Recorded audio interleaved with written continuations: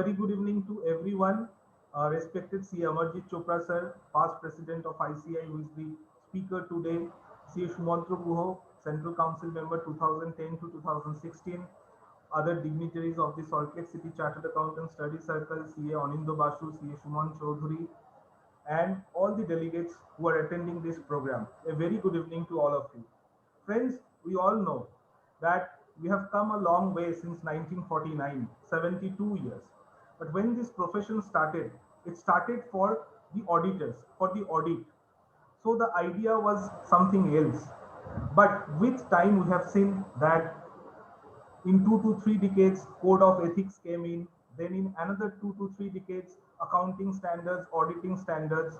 And in the process, what also happened is that all the auditing, they found that chartered accountants to be extremely beneficial because they had the knowledge of everything in the domain of commerce.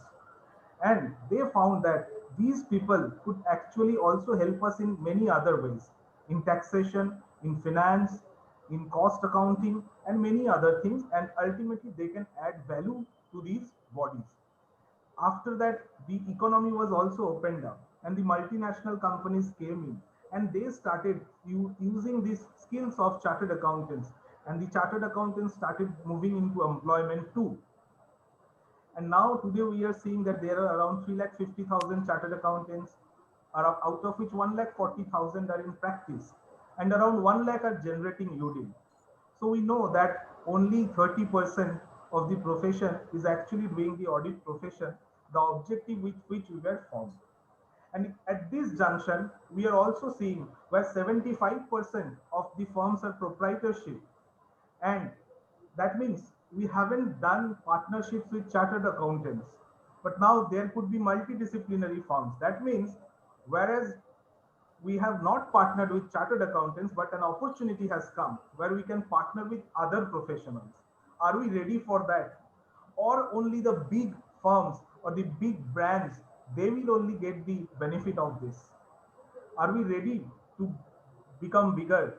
Or the bigger firms will become much more bigger? And yes, as Modi ji said, he wants to have global firms from India. I think that dream will be a true very soon. I'll not speak anymore on this. This was the background with which we designed this program. We have seen that in recent past there are so many changes. The concept of bank audit is changing, statutory audits, the central statutory audit, the CAG audits, the recent RBI circular that has come on 27th April. We are seeing that forensic audit is gaining a pace in place of traditional audits. Then the technology that has disrupted the profession. Then we have sir who is also a member of NFRA. We will also like to hear the role of NFRA and the recently brought in MDP concept. And we also have here CA Shubhantru Guho, who would be moderating, who would be giving the initial remarks, and then Sir is there, and he's a past president of ICI who needs no introduction as such. But I would request the treasurer of the Salt Lake City Chartered Accountants Association, C. Anindo Basu, to introduce formally C. Amarjit Chopra sir. Yes. Anindo? Yes. A very good evening to all of you present here, and thank you, Devan. It's a great pleasure for me to introduce our honorable speaker, CA Amarjit Chopra sir, who would be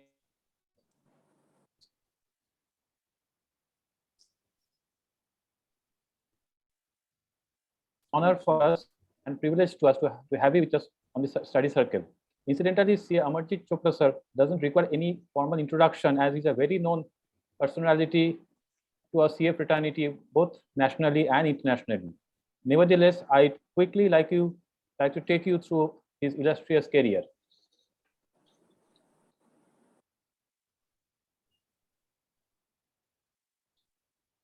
CA Amarjit Chopra is a senior partner of GSA and Associates Chartered Accountants, New Delhi. He was the president of the Institute of Chartered Accountants of India during 2010-2011 and vice president the year before. He chaired several important committees that dealt with auditing and accounting standards, corporate governance, and banking at the national level, and IFAC, CAPA, and SAFA at international level. Banking, finance, and insurance sector interested him immensely, which could be evidenced by his nomination as independent director to Bank of Baroda 2006 to 2009 and Indian Bank 2011 to 2014, as a member of Securities and Exchange Board Committee on Disclosures and Accounting Standards, as board member of IRDA, and as member Audit Committee of RBI. Besides, he was also nominated as independent director to several other companies in private and public sector. CA Amarjit Chopra sir contributed significant development of the auditing and accountancy discipline in India over the years. He had been nominated by Government of India as chairman of National Advisory Committee on Companies Act. Besides chairing the other committees of ICAI, he was the chairman of Accounting Standard Boards and Auditing and Assurance Standard Boards of ICAI for 2 years each. He was responsible for introducing IFRS certificate course in India and in Middle East. He has been a part of IFRS training programs for members of Nepal and Myanmar institutes. Also, he led the teams for conducting IFRS training programs in Bhutan. Additionally, he served the International Audit and Assurance Standard Boards of IFAC as technical advisor during 2009-2010. He has been conferred honorary membership of the Institute of Chartered Accountants of Australia and honorary life membership of the Association of International Accountants, London. He has delivered more than 2,000 lectures on various topics, including accounting and auditing standards, IFRS, banking, including financial inclusions, insurance, corporate laws, corporate governance, peer review, both in India as well as abroad. He has keen interest in music and sports, particularly cricket. Now, I would request our honorable speakers, Sir Amarjit Chopra sir, to kindly take us through his deliberations, and I am sure that we will be immensely enriched and benefited by his deliberations. Sir, the session is now all yours. Thank you. Yeah. Sir, I'll just Yes. take No, a I moment. forget it is Sumantro who is going to speak. Yes, Right, yes, right. that's fine. I'll speak a few words before you take up, sir. No, rather I thought that I will request Sumantro to take up the theme before me. Yeah, that's right, sir. So actually, the theme that we have been planning for quite some time now, and you thankfully, I must say, you agreed to share your thoughts and your thoughts with the Salt Lake City Study Circle. In fact, when I entered the council, you were the first president, and as a council member, till the last day of one's life, one always remembers the first president of the council whom he sees. So I was fortunate enough to have you as the president of the Institute First headmaster. headmaster for the year 2010-11. So and I really cherish those memories which we had together from 2010 to 2013. Sir, at the very outset, I would like to thank Divan, Onindo, and the other office bearers of the study circle, the convener, deputy convener, Shantanu Sen, Dipankar Roy, Shuman Chaudhary, and others. And over and above, C. Amarjit Chopra, sir, for kindly consenting to share his thoughts on these issues, which are actually bread and butter issues for the profession, actually, because we are talking about the future of the CA profession. Obviously, if you look at a chartered accountant in practice or a firm of chartered accountants in practice, he would obviously be concerned with branch audits of statutory branch audits of banks. The little bigger firms, not the big four, but the little bigger firms would be concerned with central statutory audits also. Like you know that for bank audits, statutory branch audit on the 8th of January 2021, the circular came from the RBI that there will be no longer pooling across the length and breadth of the country. What happened was it opened up opportunity for many firms, but unfortunately, due to the paucity of advances in so many branches spread out across the country, many bigger firms also, many category 1 firms also did not get statutory branch audit. That is a different story. Sir will elucidate or explain it even more during his discussion. As far as the central statutory audit is concerned, on the 27th of April 2021, that is the most important circular. It's going around the rounds for quite some time, and it is a very, very important circular, and one must read it line by line to understand the implications and the ramifications it will have on central statutory audits, not only of the public sector banks, but also private sector banks. And the RBI has also roped in urban cooperative banks, and they have also roped in NBFCs in that RBI circular. So what are the ramifications? So these and he'll be discussing the ramifications of that circular. As far as CAG audits are concerned, we know very recently that the Department of Public Enterprises has been merged with the Ministry of Finance. So the role of CAG in future also has to be examined, because if there is privatization, because the government has already said that it is not the business of the government to do business. So if that be true, with more and more privatization taking place, what will be the role of the principal auditor of the country, the CAG? That also needs to be examined and discussed in today's seminar. Then forensic audits, the ban rightly said, because now the time has come that people want more focus-based audit, and they want forensic audits. Of course, forensic audits, the issue is that if you do a forensic audit, and you may be required to prove the authenticity of the report in a court of law, because there you are pinpointing the lacuna, or what it is, the lacuna, or you are pinpointing at certain people that they are responsible for financial fraud, so on and so forth. So audits have also gained a lot of importance. The institute also is conducting certificate courses on forensic audit, and forensic audit for the IBA also empanels forensic auditors, and other banks are also empaneling forensic auditors. And obviously the role of NAFRA is very important, because we all know that from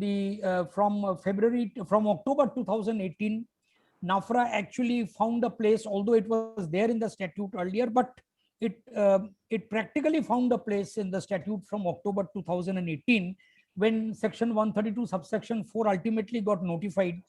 And it is another regulator. I've heard Chopra sir saying otherwise in other forums, that as ICI is your regulator, similarly NAFRA is also another regulator, and we need to abide by the rules that have been framed by NAFRA, and he has first-hand experience of NAFRA. And lastly, as far as MDP is concerned, and networking of firms have also been finalized by the council in February 2021. Of course, I have not told Chopra sir to speak on networking, but if he wants to add a few lines, he may do so. But MDP, just to touch upon, because I've been made to understand that the FAQs and the guidelines of the institute has not been finalized yet.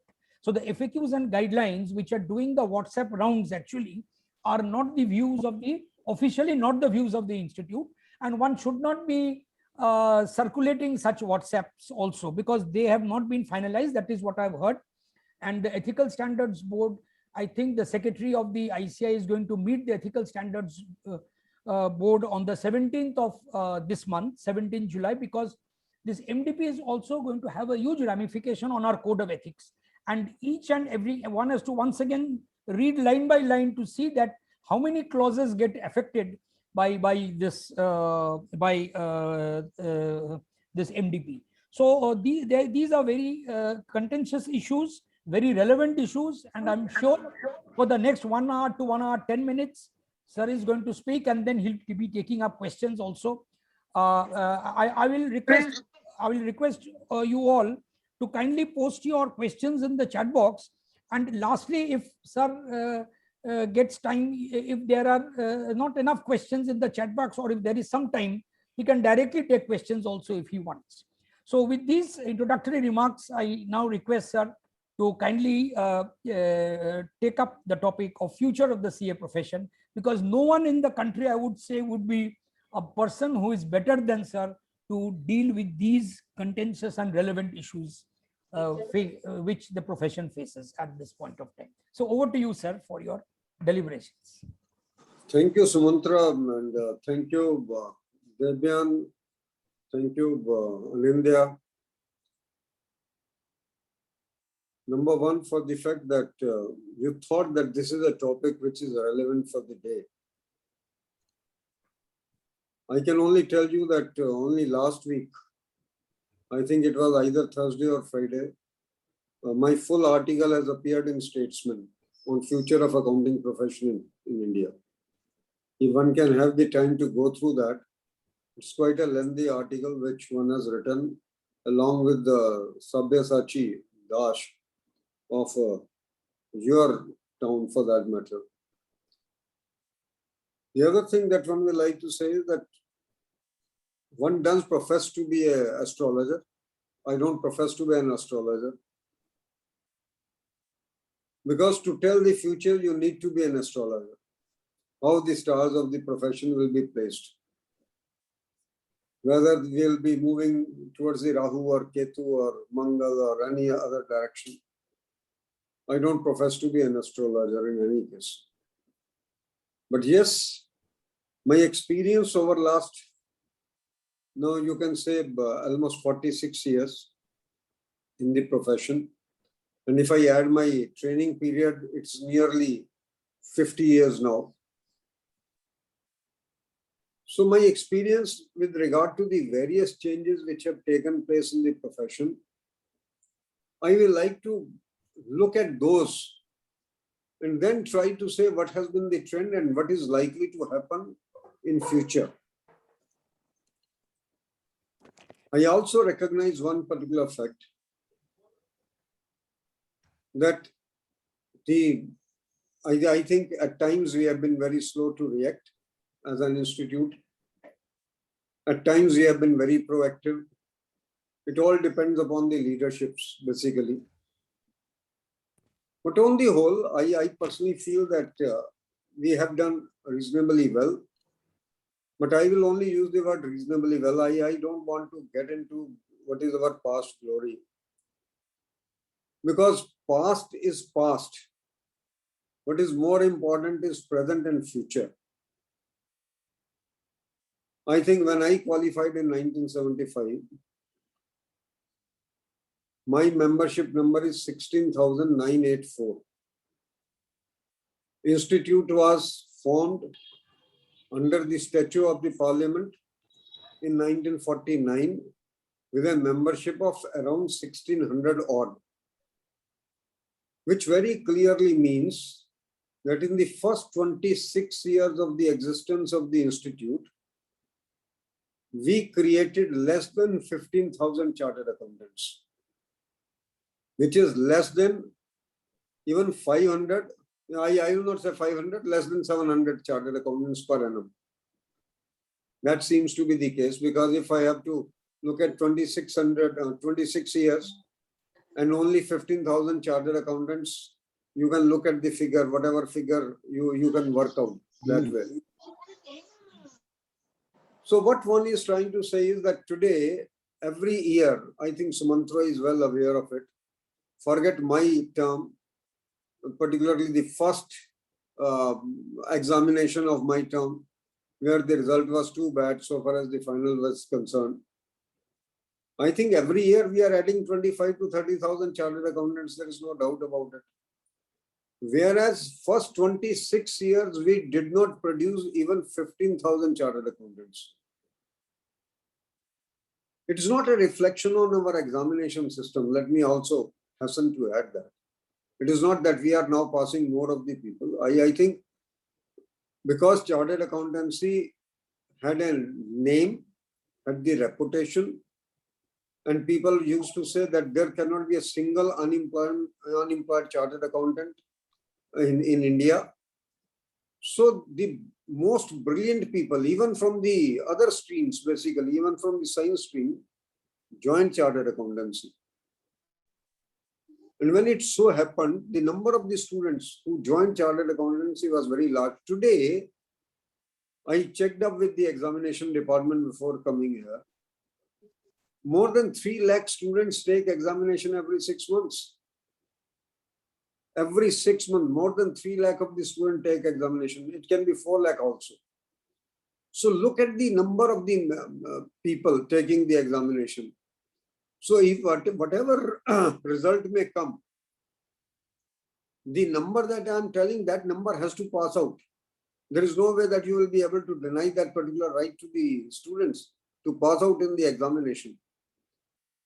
And the other thing that one will like to say is that, so what I'm trying to conclude is that we have increased in number. We have not increased in number because the results have improved. We have increased in number because more and more of the students got attracted towards chartered accountancy. But the fact remains, presently it has lost its glamour. Whatever we may say, I think now people don't have that kind of a crave for chartered accountancy as they used to have, say, in our times for that matter, or Sumantra's time, or Mr. Saha's time, because Saha's number is 50,102 for that matter, as I can see on the screen. So what one is trying to say is that, of course, we must get into those reasons also why people have lost this clamor for chartered accountancy to an extent, and what measures we need to take that we can attract the best of the talent again. We should not be the lender of the last resort. A student should not be joining chartered accountancy because he does not get admission anywhere else. Chartered accountancy should be the first choice of the student. I think that's very important. And it used to be in our period. People used to say, no, chartered accountancy करना है. अभी वो बात खत्म हो गया कि बच्चा ये बोले नहीं जी मुझे तो chartered accountancy ही करना है. I think so many options have come before the students. We are not the only one. So we will have to bring back something which we can serve on a platter to the students and can say, no, please come to us, and we should be the first choice so far as the students are concerned. You see, I think Deben said very rightly that we were constituted, the institute was brought into existence for the purpose of accounting and auditing. These were the two main functions of the institute. But then under the Act, the council was empowered to allow any other thing to the members, to allow any other activity to the members. And this tax practice and management consultancy, etc. This has all been added by the resolution of the council. Let's be very clear about it. Now we have gone on to the extent now of late of adding, and this has happened only after 12th February 2021, that you can even trade in the futures and options. Now, I don't know what is your opinion about it. My opinion is absolutely reverse. Because I personally believe that if you allow trading in futures and options, which means a speculative business, nothing more than that, what kind of professionalism you are trying to bring in so far as the chartered accountancy is concerned? That's my prime concern. My concern is, if you want a chartered accountant to be devoted to the fields which he is in, then you should not allow him the business activities. If you are going to allow him the futures, trading in the futures and options, why not to allow him trading even in the cloth merchant? Where is the harm? What is the harm in that? I think any kind of business should be allowed to the chartered accountants in that case. If you are going to allow him futures and options, let him be the stockbroker for that particular matter. How does it matter? I think what is very important is that we should be looking at it. One thing should be very clear, that we should not allow our chartered accountants to get into certain areas whereby their attention is diverted to an extent which will make the profession a secondary one and the other trade the primary one. That's my very firm viewpoint so far as this particular issue is concerned. I will not like to say whether institute has the council was right or wrong in this particular choice, but that's my absolutely personal view.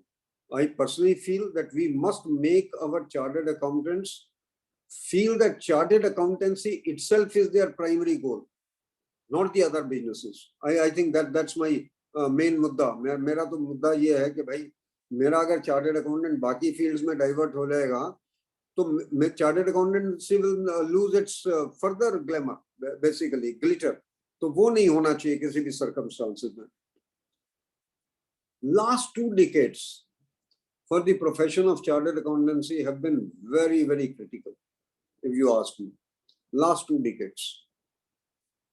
When I talk of last 2 decades, I think it all began with Enron in 1998. Enron हुआ, Enron के बाद बहुत सारी चीजें और हो गई, और उससे पहले ऑफ कोर्स 92 में इंडिया में तो हर्षल मेहता स्कैम था, उसके बाद और बहुत सारे स्कैम हो गए, और रिसेंटली हिंदुस्तान में तो स्पेट ऑफ स्कैम्स है। हम बाहर वालों को तो कुछ भी कहें, वर्ल्ड कॉम बोले, हम परमालत बोले, हम लेमन ब्रदर्स बोले, कोई भी स्कैम हम बोले, ज़ेरॉक्स स्कैम बोले, जो मर्जी स्कैम बोले, हम टैक्स में को स्कैम बोले, जो मर्जी स्कैम बोले हम। But what is more important for me to understand is that in India there has been a spate of scams of late. Satyam happened in 2009, and we were all thinking that this is an aberration in the system. But whether it proved to be an aberration, I think that's very important. मुझे अभी तक याद है वेद जी president थे और हर जगह उन्होंने यही बात बोली, हम भी यही बोलते थे कि साहब ये तो एबरेशन है, it's one of the things which has happened. पर अभी जो कुछ हुआ, पिछले कुछ सालों में जो हुआ, मुझे नाम लेने की भी आवश्यकता नहीं, पर कुछ नाम मैं ले लेता हूँ आपके लिए। दीवान हाउसिंग हो गया, सत्यम हो गया, ग्लोबल ट्रस्ट बैंक हो गया, ILFS हो गया, CG पावर हो गया, आपके शहर में भी कुछ हो गए, मुझे उनका नाम लेने की भी जरूरत नहीं है, बहुत कुछ हो गया। Much water has phloem basically, इतना कुछ हो चुका है, इतने स्कैम्स हो चुके हैं जिसका कोई काउंट ही नहीं है।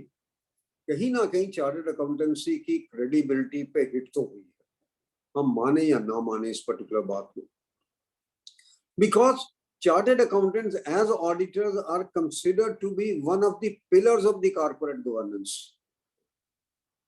और हम यही कहते हैं कि हमेशा हम ये कहते हैं, why should only auditor be blamed?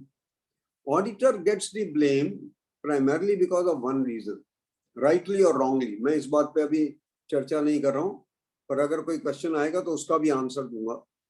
हमें We come at the end of the tunnel. जब बाकी सब लोग अपना काम कर चुके होते हैं तो लोग ये एक्सपेक्ट कर रहे होते हैं भाई बाकी किसी से छूट भी जाएगा तो चार्टर्ड अकाउंटेंट से नहीं छूटेगा, ऑडिटर से नहीं छूटेगा।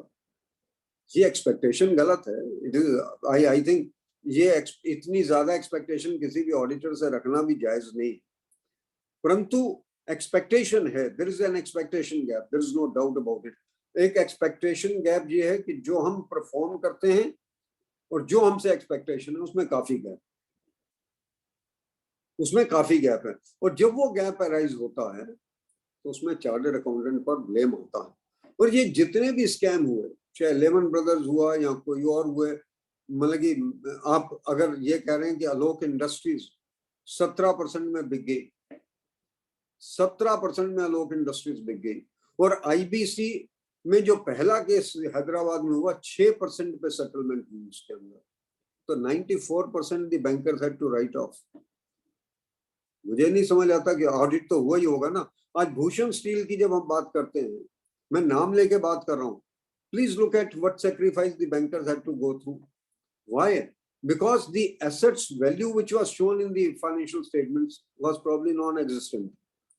सो to my mind what is more important to be understood is कि हमें ऑडिटिंग में झटका लगा है, कहीं ना कहीं झटका लगा, इसमें किसी तरीके का कोई संदेह नहीं है। और देवेन ने बिल्कुल ठीक कहा था कि कहीं ना कहीं हमारी क्रेडिबिलिटी हिट हुई है, इस क्रेडिबिलिटी को वापस लाना पड़ेगा, और इसके लिए बहुत सारी चीजें हैं, उसके ऊपर भी मैं डेफिनेटली चर्चा करूंगा। कुछ चीजें इस प्रोफेशन में हुई हैं जो मैंने कहा नंबर बढ़ा, आज हम 3 लाख से ऊपर नंबर की बात करते हैं, और ये 3 लाख के ऊपर का नंबर भी गलत है। ये मैं सुमंत्रो जी को कहना चाहूंगा एक बात खास तौर पे, क्योंकि जो लोग इलेक्शन लड़ते हैं उनको तो बिल्कुल ये पता होनी चाहिए और उनके लिए ये ज्यादा इंपॉर्टेंट है। हम हर साल करीबन 25,000 मेंबर अगर पास करते हैं, परंतु मेंबरशिप जो लोग ले रहे हैं ना इस प्रोफेशन में हर साल पिछले 4 या 5 साल में, उसकी एवरेज कभी 11,000 से ऊपर नहीं गई। तो कितने लोगों ने मेंबरशिप नहीं ली Sumantro ji? Can we think of it? It is a matter of serious concern to us that people have started thinking कि इंस्टीट्यूट की एग्जाम पास तो कर लो परंतु मेंबरशिप लेना जरूरी नहीं है। और इसका एक और इम्प्लीकेशन भी है, आप जॉब में चले जाएं, आप कहीं पे चले जाएं, आप चार्टर्ड अकाउंटेंट तो हैं, एग्जाम आपने क्वालिफाई किया हुआ, पर आप मेंबर नहीं है, तो डिसिप्लिनरी प्रोसीडिंग्स में आपके अगेंस्ट एक्शन कौन लेगा और क्या एक्शन होगा आपके against? What action? After all, as an action, what we can take is to remove you from the membership. अगर आपने मेंबरशिप ले ही नहीं रखी, क्योंकि मैं एक बात में बिल्कुल क्लियर हूँ, लोग डिफरेंट सोचते होंगे, मेरे ख्याल में कुछ ऐसे प्रेसिडेंट भी हैं जो इस बारे में भी डिफरेंट सोचते हैं। उनका ये मानना था कि हम डिग्री वापस ले सकते हैं सीए की। डिग्री नहीं आप वापस ले सकते, no court will allow you. Exam बच्चे ने क्वालिफाई किया हुआ, आप उसकी मेंबरशिप रोक सकते हो, आप उसको किसी और एरिया में ब्लैकलिस्ट कर सकते हो, पर आप ये नहीं कह सकते no is no more a chartered accountant. ये तो आप नहीं कह सकते। आप ये कह सकते हो that he is no more an AC और FCA, but you can't say that he does not remain a chartered accountant. एक कोई बच्चा बीकॉम हो, एमकॉम हो, कुछ और हो, अगर वो कुछ गलती करे तो उसकी कोई डिग्री थोड़ी ना कैंसिल हो जाती है। Degree is not withdrawn. I think some of I think the matter has been debated some time कि साहब हम उसकी डिग्री वापस ले लेंगे। डिग्री आप कैसे वापस ले लोगे यार? Degree you can't take back. So my very humble submission, Sumantra bhai, is let's try to reach out to those people who are not taking the membership. Membership लेने में एक pride की feeling होनी चाहिए कि I am a member of this institute. Yeah? Simply I have qualified the exam should not give me the pride. मेरा pride होना चाहिए कि मैं इसका member हूँ, मैं ACA हूँ, मैं FCA हूँ. That's more important to me. I think मुझे बड़ी ये पेन हुई पीछे फिगर्स देख के कि हमारी जो मेंबरशिप की फिगर्स है वो 8,000 से 11,000 के बीच में ड्विंडल कर रही है हर साल की, whereas the number of people who are qualifying is far more. तो कितने लोग मेंबरशिप नहीं ले रहे? और जब हम कहते हैं ना कि हमारे सिर्फ 3 लाख चार्टर्ड अकाउंटेंट, 3 लाख नहीं है, हमारे नंबर ऑफ मेंबर्स होंगे 4 लाख से ऊपर। I can assure you that, but some of the members have not taken up the membership. I think it's a very large number. If 20-25% of the people have not taken up the membership, it's a very large number. और पिछले सालों में ज्यादा chartered accountant बने, let's also face the facts कि chartered accountant बने कब ज्यादा हैं, पिछले सालों में बने। और अगर वो मेंबरशिप नहीं ले रहे तो उसके पीछे कई तो कारण ढूंढने चाहिए। एक कारण तो ये हो सकता है कि लोगों की ये फीलिंग है कि institute is not doing enough for the members in industry, क्योंकि अभी लोग प्रैक्टिस में कम आ रहे हैं और इंडस्ट्री में ज्यादा जा रहे हैं। और इंडस्ट्री में जाने के बाद उनको लगता है यार मेरी डिटैचमेंट है इंस्टीट्यूट से। मुझे लगता है फ्यूचर ऑफ प्रोफेशन के लिए ये बहुत जरूरी है कि हम उन लोगों को डिटैचमेंट की फीलिंग से हटाएं, उनको अटैचमेंट की फीलिंग दें किसी भी तरीके से। अगर मेरा member in industry attached feel नहीं करता ना इंस्टीट्यूट के साथ, it's a great disadvantage to me, because then he does not work for the profession. The member in industry, the member in I can say the people who are not in profession, if they have a sense of detachment, then they will never work for the good of the profession. They may not work for the bad of the profession. परंतु अगर आप उनसे ये चाहते हैं कि वो profession के लिए काम करें, प्रोफेशन के हित में काम करें, तो उनको एक फीलिंग देनी बहुत जरूरी होगी कि भाई you are our integral part. I think एक सबसे जरूरी चीज ये है फ्यूचर ऑफ प्रोफेशन में, हमें उनको वापस लाना है जिन्होंने मेंबरशिप नहीं ली हुई है। उनको ये सेंस ऑफ बिलोंगिंग देनी है that you are as much an integral part of the profession as any person in the profession is. The second thing that I would like to say is, which has been I think the most positive sign of this profession ever since it has happened. जब हमने qualify किया तो मैं हमेशा एक बात बोलता हूँ, इसका दुख भी हो सकता है, सुख भी हो सकता है, कि उस वक्त there were no ladies in the profession. पूरे दिल्ली में मुझे नहीं लगता कि 5 से 10 ज्यादा लड़कियां सीए कर रही हूँ उस वक्त। बेसिकली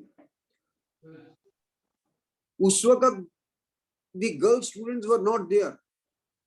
अगर आप कन्याकुमारी से लेकर कश्मीर तक देखते तो कोई लड़की आपको मिलती जो सीए कर रही थी। There were hardly any girls doing CA. The change in the gender ratio has done wonders to this profession, believe me. And it's all positive, what I'm talking of. I'm not talking negative about it.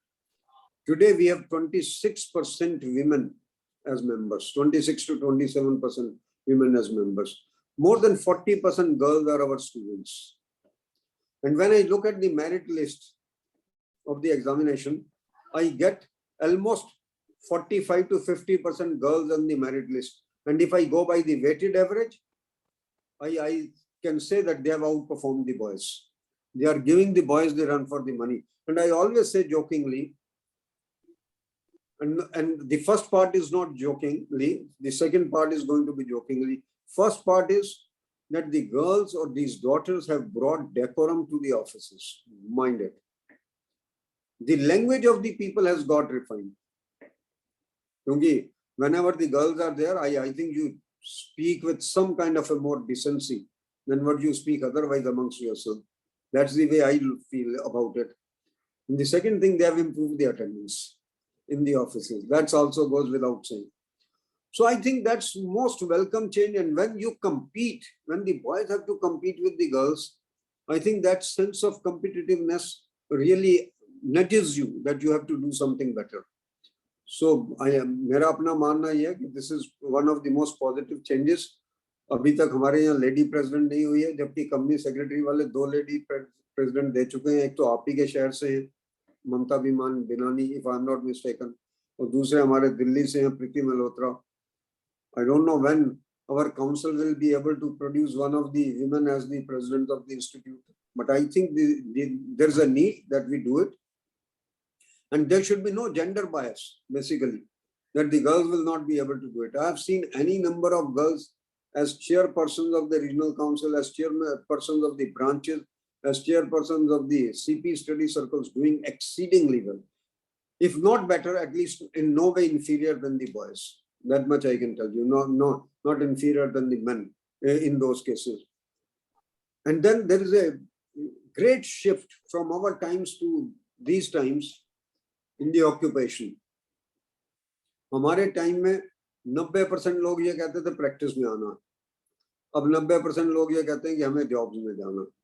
हालांकि अभी पिछले कुछ दिनों में ये number कम हुआ है, परंतु the fact is that now most of the people say that we will like to go and get into the jobs. And in any case, one thing that has happened is, and the reasons are not far to be seen. One thing that has happened is that now everyone says कि मुझे audit में नहीं जाना.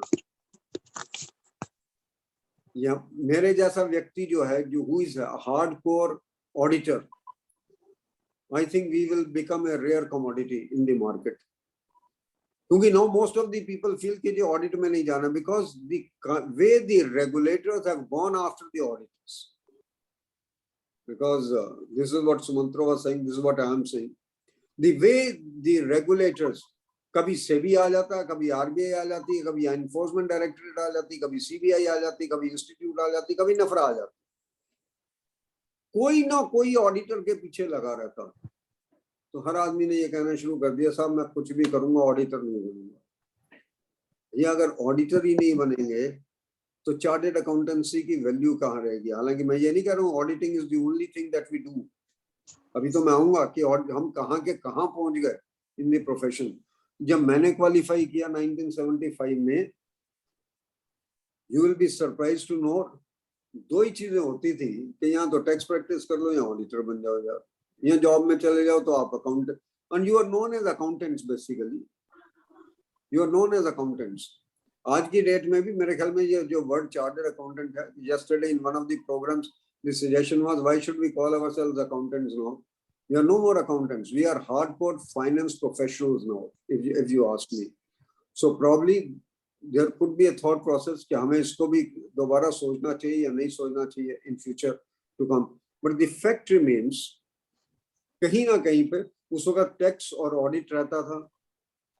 और उससे ज्यादा एक बात और बता दूं, जो लोग कहते हैं ना कि हमने तरक्की नहीं की एज ए प्रोफेशन, 75 में starting salary of a chartered accountant in Delhi in the firm of chartered accountants was not more than 9,000 rupees per annum. Per annum I am talking of 9,000 rupees per annum in the case of a firm. बड़ी firm के case में करीबन 12,000 रुपया होती थी. और small के case में, स्मॉल और मीडियम के केस में 400 से लेके 750 रुपया महीना होती थी. That used to be the salary of a chartered accountant. और इंडस्ट्री में मैक्सिमम 18,000 रुपया साल की होती थी to begin with. That used to be the criteria. Today you look at it. अभी हम कहते हैं हमारे बच्चे को जब 18 लाख का भी पैकेज मिलता है ना साल का, कहते हैं ठीक नहीं है, सेटिस्फाइड नहीं है. पर ये भी फैक्ट है कि हमने 92 पैसे लीटर पेट्रोल देखा, आज 92 रुपए में नहीं मिल रहा. That is also a factual position. So all those things are very relevant if you ask me. But the fact of the matter is, when we qualified, the opportunities were what? Tax or audit or accounting.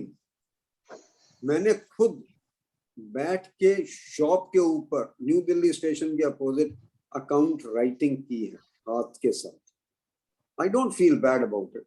मुझे कोई शर्म नहीं है इस बात को बताने में कि यार मैंने अकाउंट राइटिंग की. जो उस वक्त की जरूरत थी वो किया. पर आज की डेट में तो अकाउंट राइटिंग तो खत्म ही हो गई. Technology has overtaken you. अभी आने वाले समय में तो सवाल ये हो रहा है कि whether chartered accountant will remain relevant when the robots take you over. हमारे टाइम में एक वर्ड चलता था ट्रायल बैलेंस. मेरे ख्याल में याद होगा सुमंत्रो जी, नहीं याद है? ट्रायल बैलेंस याद है? मैंने अभी एक पोएम लिखी थी सीए का सफर बेसिकली, और उसमें मैंने 2 लाइनें लिखी थी जो मैं पढ़ के सुनाना चाहता हूं. उसमें मैंने ये लिखा था, ट्रायल बैलेंस मिलाना एक आर्ट था. ट्रायल बैलेंस मिलाना भी एक आर्ट था. जो जितनी जल्दी मिलाए वो उतना स्मार्ट था. हमारे समय में that was the factual position. जो व्यक्ति ट्रायल बैलेंस नहीं मिला सकता था उसको कहते थे ये सीए कर नहीं सकता. आज की डेट में क्या है? आज की डेट में तो ट्रायल बैलेंस आपको मिलाया आता है. कंप्यूटर देता है ट्रायल बैलेंस, तो हमने तो कुछ करना ही नहीं. Let's face the facts. There is no doubt about it so far as that this particular part is concerned. So what is important to be understood is, समय के साथ सब कुछ बदलता है, क्योंकि change is the only permanent thing in life. You can never be static. जो व्यक्ति स्थिर हो गया वो तो स्थिर ही हो गया, उसका कुछ बचा ही नहीं. क्योंकि अगर आपकी कुछ एम्बिशन है, आपकी अगर कुछ एस्पिरेशन है, तो आप अपने आप को बदलोगे. अगर आपकी कोई एस्पिरेशन ही नहीं है तो आप बदलोगे कैसे? Then you will not change yourself.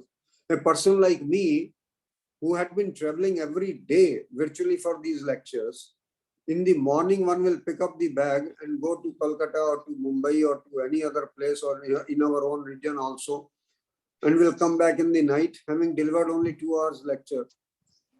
Today, one sits at home and does 3 of the lectures, delivering to every nook and corner of the country, and not only every nook and corner of the country, even of the world. That is the change which has happened. COVID ने कितनी भी बुराइयां की हों, एक चीज तो बहुत अच्छी कर दी. COVID has connected us to everybody. नहीं तो हम यहाँ पे बैठ के VIP CP स्टडी सर्कल को कैसे एड्रेस करते? We are able to address it only because of COVID. नहीं तो जाना पड़ता, पूरा दिन लगाना पड़ता, कॉस्ट भी आती. VIP CP स्टडी सर्कल को हमारी कॉस्ट भी बियर करनी पड़ती. आज की डेट में कोई कॉस्ट ही नहीं है. हर एक आदमी अपने घर बैठा, चाय का कप भी पी रहा, श्रीमती के साथ भी बैठा, बच्चों के साथ भी बैठा और लेक्चर भी सुन रहा और लेक्चर दे दिया. That is the beauty of this Covid. इससे ज्यादा बेहतर चीज नहीं होती. इसलिए मैं कहता हूँ change is the only permanent thing in life and you have to learn with every change so far as this part is concern. एक बात मान के चल लीजिए, कोविड ने एक चीज और बता दी. कोविड के आने के बाद एक चीज बिल्कुल क्लियर है, आने वाले समय में ऑफिसेस का जो शेप आज है वो ऑफिसेस की शेप नहीं रहेगी. ये फ्यूचर है प्रोफेशन का. आज जो हम अपने ऑफिसेस को ब्यूटीफुली डेकोरेट करते हैं, ऑफिस पे खर्चा करते हैं, ऑफिस पे इन्वेस्टमेंट करते हैं, शायद आने वाले समय में वो इन्वेस्टमेंट्स नहीं रहेंगे. People will be working from homes. जितनी बड़ी फर्म्स हैं हिंदुस्तान में, सब ने 25 से 30% स्पेस ऑलरेडी सरेंडर कर दिया। And they are virtually telling their staff कि आप alternate day आया करना है, आपको रोज आने की जरूरत नहीं है. At least this is what I am going to do in my office. I don't think I will require everyone to come every day. If I can manage with a smaller space, why should I have a higher space? Because technology is going to be the main thing.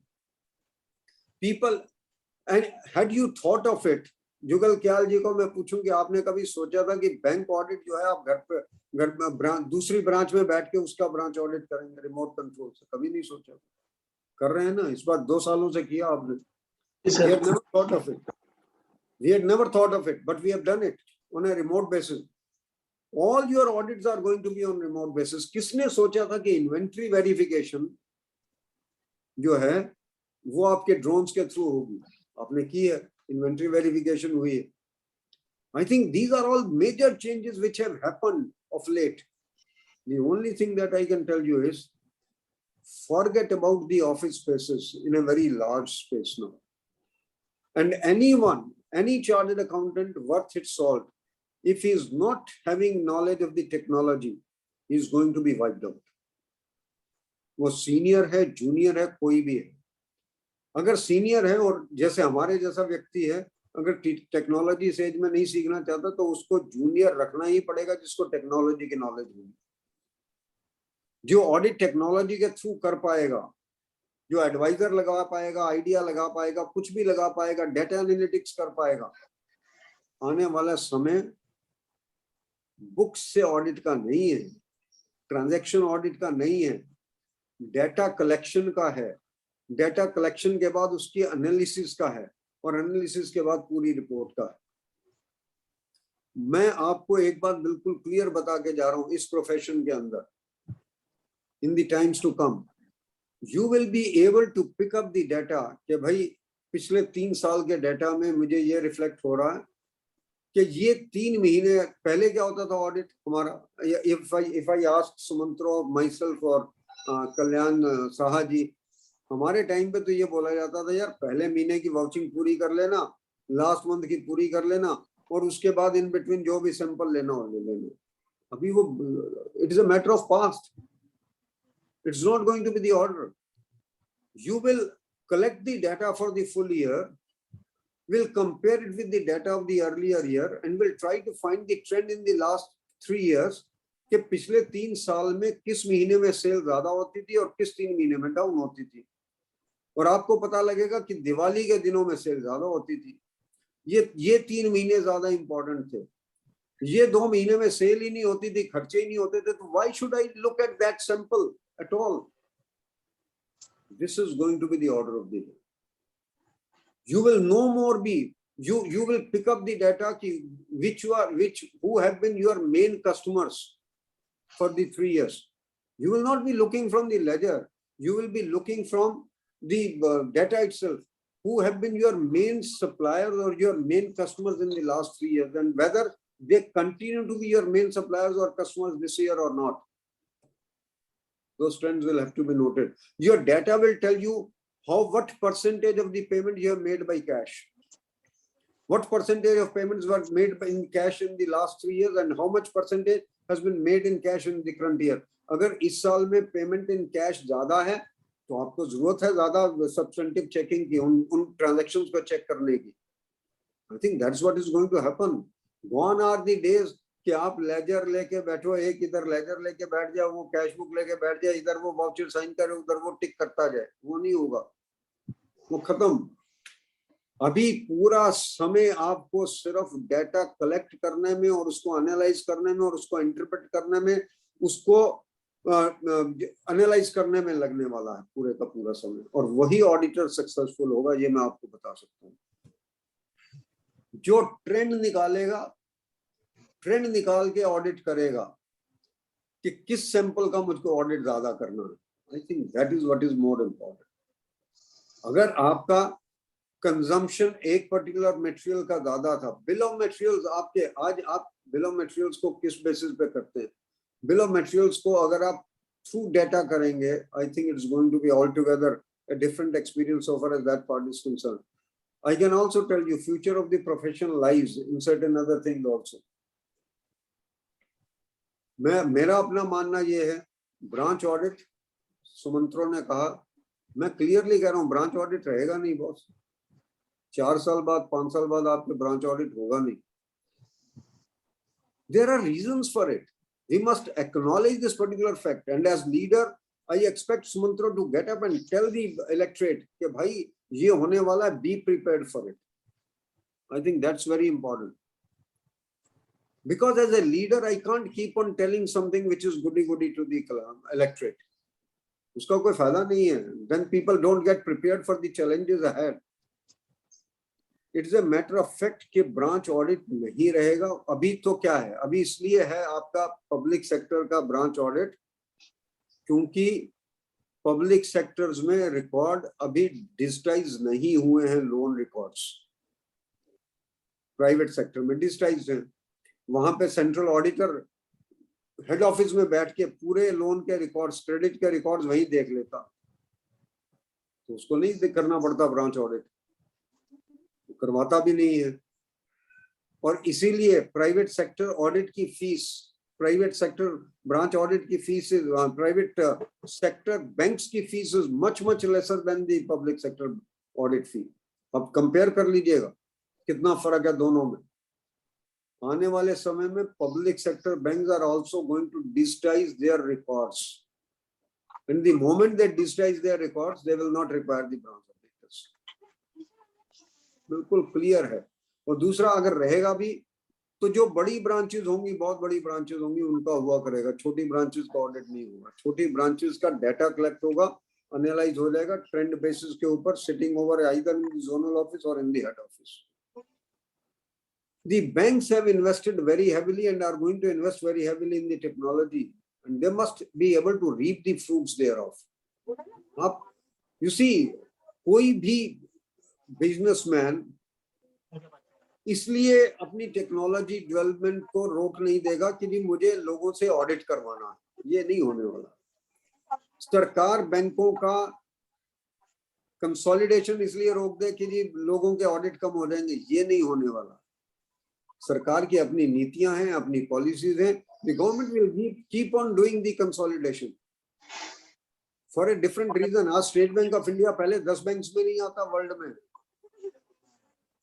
Think of it, where do we stand. पहले 10 bank में 6 bank तो China के होंगे मेरे ख्याल में, कम से कम size wise. So when you are trying to say that we want to develop the world class banking structure, you need to have those kind of systems also. तो जिस दिन वो systems होंगे, उस दिन क्या होगा, I don't have to say anything. So don't rely on branch audits. Tax audit का जो future है वो आपके सामने है, मुझे कहने की जरूरत नहीं है. I think we all know what is the future of. हाँ, GST में एक बात बता सकता हूँ आप. GST में लोग कहते रहे कि GST audit withdraw हो गया. जीएसटी ऑडिट तो विड्रॉ हो गया, परंतु जीएसटी की कंसल्टिंग, जीएसटी का review of returns by the chartered accountants will continue in the life time. वो नहीं रुकेगा. जिस बात की मैं आपको एश्योरेंस दे सकता हूं कि जितने भी बड़े क्लाइंट्स हैं, जितने आपके मीडियम साइज क्लाइंट हैं, जिनको डर है कि जीएसटी में पेनल्टीज लग सकती हैं अगर इसके रिटर्न्स गलत जाएंगे, वो पहले रिव्यू आपसे करवाएं. ऑडिट नहीं करवाएंगे, रिव्यू जरूर करवाएंगे उन रिटर्न्स का. उसकी फीस आप कैसे चार्ज करेंगे वो आप पे छोड़ता हूं, परंतु जीएसटी में काम कम नहीं होगा. ऑडिट का नाम चला गया वो बात अलग है, परंतु जीएसटी के रिटर्न्स कोई बिना उसके करवा देगा, ये होने वाला नहीं है किसी भी सूरत में. फोरेंसिक ऑडिट्स आए, बहुत अच्छे आए, पर हमने फोरेंसिक ऑडिट्स में क्या किया, कभी अपने दिल पे हाथ रख के सोचे कि what we have done to the forensic audits. हमने टेंडरिंग में उसकी वो कर दी, पूरी फजीयत कर दी. जिन फोरेंसिक ऑडिट्स की फीस 15 लाख होनी चाहिए थी, हमने लाख रुपए में उसको बिड किया. मेरे ख्याल में सुमंत्रो जी को मालूम है, मेरा इन दिसंबर 20 और जनवरी 21, सॉरी जनवरी 10 और sorry, I'm talking of 10-11. So either December 10 or January 11, 2011. We have passed a resolution in the council कि जहां जहां पे टेंडरिंग हो रही है और अगर उसकी वेरिएबल कॉस्ट भी मीट आउट नहीं हो रही, then institute must call for those records. पर इंस्टीट्यूट में दम तो दिखाना ही पड़ेगा ना किसी न किसी को. हमने तो रेजोल्यूशन पास किया होगा, ये आप पार्ट देख लीजिए उसका. मेरे ख्याल में यूडिन का कोई कुछ भी कहता रहे. यूडिन पहले कब आया सुमंत्रो? आपके समय 2012 रिकमेंडेटरी शुरू हो गया था. 15-20 हजार तो जनरेट भी हो गए थे यूडिन उस वक्त. फिर अगर कोई आगे डिसकंटिन्यू करे तो मुझे उससे कुछ लेना देना नहीं. But we started that particular process. What one is trying to tell you is that somewhere or the other forensic audits लाए गए, आए, और आए भी क्यों? इतने फ्रॉड्स हो रहे थे, फोरेंसिक ऑडिट आने ही आने थे हर सूरत में. परंतु हमने फोरेंसिक ऑडिट्स के साथ क्या किया? हमने क्वालिटी में कंप्रोमाइज किया. और अब हो क्या रहा? After every forensic audit where we said the fraud, जो सबसे वर्स्ट चीज है और जो इंस्टीट्यूट को टेकअप करनी चाहिए, सीबीआई वाला चार्टर्ड अकाउंटेंट को बुलाता रहता, आके एक्सप्लेन करो जी ये ट्रांजैक्शन. अरे यार, उसने लिख दिया फ्रॉड है, उसके बाद तुम देखो ना कि फ्रॉड हुआ या नहीं हुआ. उसने लिखा फ्रॉड है, उसका बेसिस, अगर उसने बेसिस नहीं दिया फ्रॉड का तो उसको बुलाओ. पर once he has given the entire basis of the fraud, why should he be called? I think their institute has to be little bit stern with the government, has to go to the government and say कि जी इससे हमारे लोग discourage हो रहे. I have started feeling, why should I do the forensic audit यार? हमने कुछ बहुत अच्छे cases किए. I can take pride in doing those cases. पर अब अगर हर महीने में 2 बार सीबीआई के ऑफिस में जाके उनको ये एक्सप्लेन करना पड़े जी ये क्यों है, this is ridiculous and nobody pays me for that. Nobody pays me for that. उतना टाइम मुझे उसमें नहीं लगेगा जितना मेरे ख्याल सीबीआई वालों को समझाने में लगेगा. तो यहाँ तो सीबीआई में सीए रखो या रिक्रूट करो ना सीए उनके फाइनेंस डिपार्टमेंट में, जो आपके फ्रॉड इन्वेस्टिगेशन है. आपने वहां तो रखे हुए दूसरे पुलिस वाले आदमी जिनको अकाउंट्स की पता नहीं है, ज्ञान नहीं है, और आप यहाँ पे आप हर रोज किसी ना किसी सीए को बुला के बिठाए रखते हो कि भाई समझाओ क्या. मुझे समझाने में कोई दिक्कत नहीं है, परंतु आप समझने के लिए तैयार होने चाहिए. ये बहुत जरूरी है, वो बेंट ऑफ माइंड होना चाहिए. तो मैं तो ये कहूंगा कि इंस्टीट्यूट के पास बहुत अच्छी अपॉर्चुनिटी है कि जाके सरकार से बोले सर सीए रिक्रूट करो सीबीआई में, जो फ्रॉड इन्वेस्टिगेशन सेल में हो. आज लोग सीबीआई के पैनल पे, जो फ्रॉड इन्वेस्टिगेशन का पैनल, उस पर जाना नहीं चाहते क्योंकि हमेशा कोर्ट में जाके तुम खड़े रहोगे और उसकी फीस कुछ मिलती नहीं. Should I do it यार? और कुछ हम लोगों ने खुद क्वालिटी का जो भी किया, मुझे कहने की जरूरत नहीं. आईबीसी इतनी बढ़िया इंस्टीट्यूट ने ये कह दिया कि यार तुम आईबीसी का कर लो, सीए के साथ कर लो, कोई दिक्कत नहीं. आप सीए की प्रैक्टिस भी करते रहो और इंसॉल्वेंसी बैंक्रप्सी कोड का भी कर लो. हमने क्या किया आप जाके देख लीजिए, जो इंसॉल्वेंसी बैंक्रप्सी कोड वाले लोग कर रहे हैं. मुझे कहने की आवश्यकता नहीं है, मुझे कहने की आवश्यकता नहीं है कि व्हाट हैज हैपेंड. आज की डेट में फोरेंसिक ऑडिट जो कर लेता उसको तो उसकी फीस मिलती नहीं, पर जो इंसॉल्वेंसी रेजोल्यूशन प्रोफेशनल है वो अपनी फीस हर महीने की जेब में डाल के घूमता रहता. जब वो फोरेंसिक ऑडिटर को देने की बात होती तो कहते जी अभी एसेट रियलाइज नहीं हुए मेरे, पर अपनी फीस उसकी कोर्ट के परमिशन के थ्रू मिलती रहती. I think this is not done. Insolvency resolution professional, मैं एक बात आपको आज बता सकता हूं, ये आईआरपीस जो बने हुए हैं इनके अगेंस्ट 5 साल बाद केसेस शुरू हो जाएंगे जिस तरीके से हम चल रहे हैं. Mark my words today, that is the future. कईयों के अगेंस्ट शुरू होंगे ये केसेस, क्योंकि अगर हर एसेट जिसकी वैल्यू, मेरा अपना मानना यह that this is one of the scams which is happening in the country. एक एसेट आप 6% में बेच दो, इससे अच्छा तो बैंक वैसे ही रिकवर कर लेता. अलोक इंडस्ट्रीज जैसी इंडस्ट्री आप 18% में बेच दो किसी भी कंपनी को, चाहे रिलायंस को बेचो. Average hair cut today, average hair cut in the IBC is 70%. Can you think of it? 30% की रिकवरी तो सुमंत्रो भाई मेरे ख्याल बैंक वैसे ही कर लेते यार। अगर आप उनको अलाउ करते हैं कि भाई 30% रिकवरी पे आप कर लो केस, तो वो वैसे ही कर लिया होता उन्होंने। परंतु अगर वो रिकवर करते 30%, तो आप क्या करते उनके पीछे सीबीआई लगा देते। अभी क्या, it has become a legalised scam. क्या अब क्या करता बैंकर, क्या करता, वो कहता दूसरी पार्टी को, या तू एनसीएलटी चले जा, वहां जाके कर ले, मैं वो कह देंगे 30% में क्या, मैं 20% में कर दूंगा, मुझे कोई दिक्कत नहीं है। This is what is exactly happening today. और यही है, यहीं पे हमें मार पड़ रही है, हमारी एथिकल वैल्यूज डिग्रेड हो रही है, और जो कंट्री के एसेट्स की दुर्घटना हो रही है वो तो हो ही रही है। फ्रंटमैन कोई और होता, लेके कोई और जाता।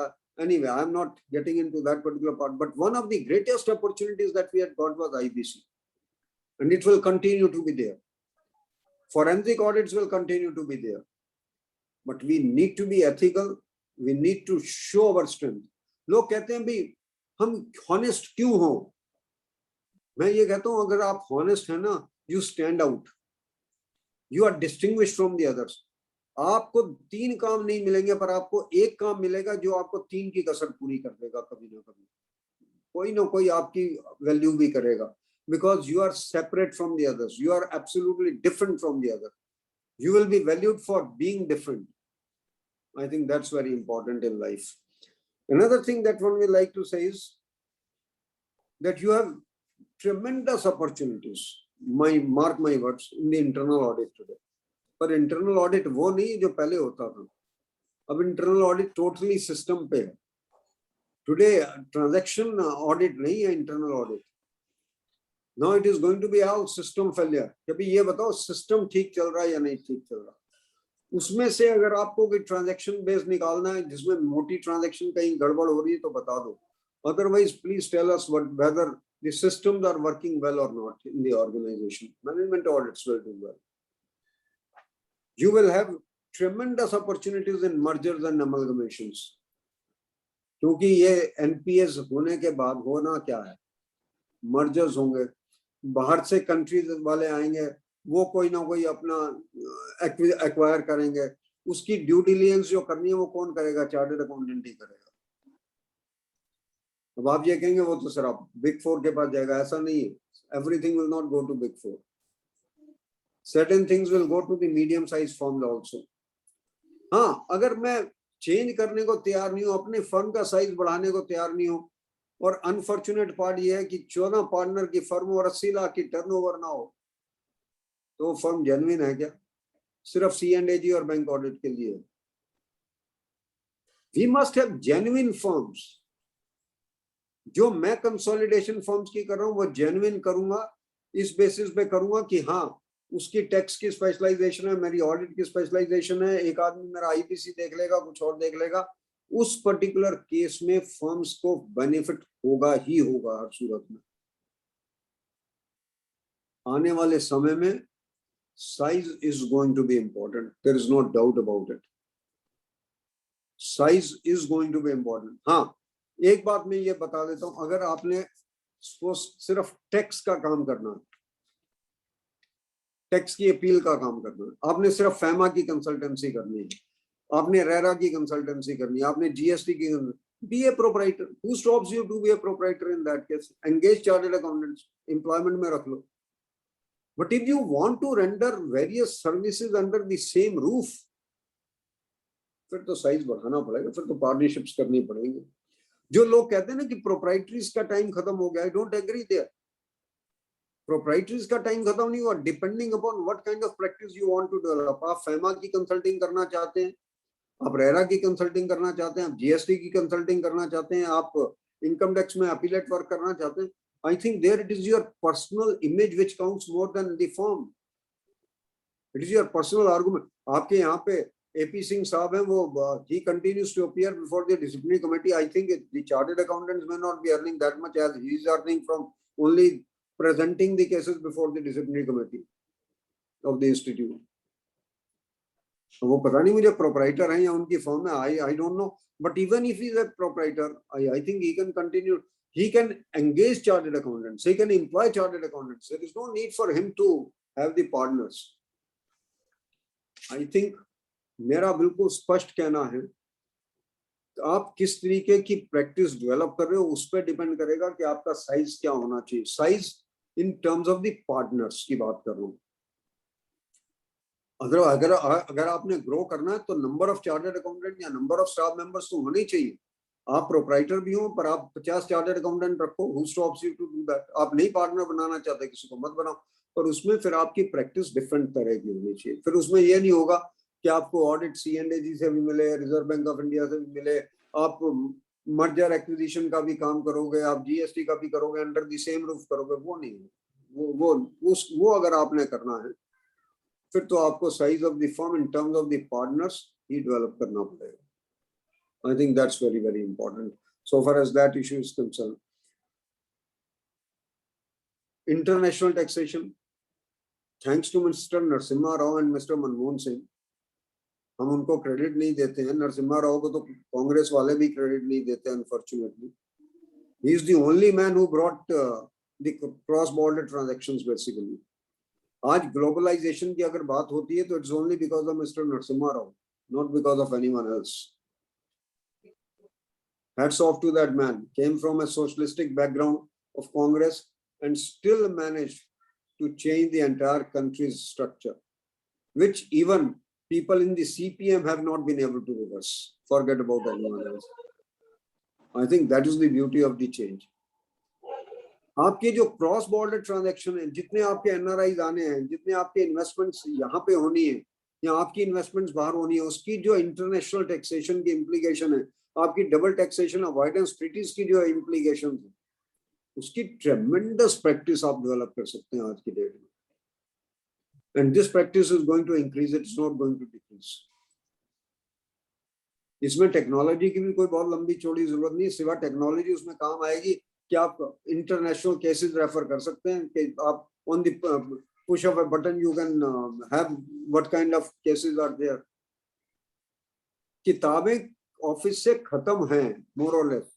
अब तो आप कंप्यूटर पे जाते हैं, गूगल करते हैं, भाई आर्टिकल बता दो इस सब्जेक्ट के ऊपर कौन सा आर्टिकल है.